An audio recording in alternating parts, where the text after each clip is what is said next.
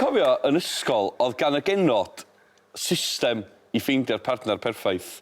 A dwi'n cofio beth o'ch ti galw fo, ond o'ch ti sgwennu enw chdi, Dylan Roberts loves, pwy bynnag, a wedyn ti'n neud sum, a ti'n cael sum, a mae'n deitha chdi, pwy dy partner perffaith dyri? Dos bi anna fi, dwi'n gwybod beth ti'n siarad.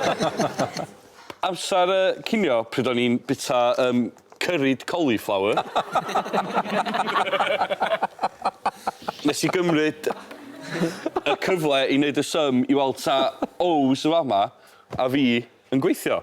So, fel ydych chi'n gallu gweld, mae'n wyddonol iawn. So, Dylan Roberts loves Owain Gwynedd, 68% oedd y news. Yeah. Ond, sa dy fam a dy dad di actually galw chdi'n Owain efo O fel pobl normal, sa ni 99%. A sa perthynas chdi a fi definitely efo capital O trwy ddo fe gyd. Mae'n ffynnu, de. Mae'n ffynnu. So sa app fi jyst yn safio yr amser o'r bullshit yna i gyd. A sa chdi jyst gallu teipio enw fe ydy O's Gwynedd isio bangio fi ta be.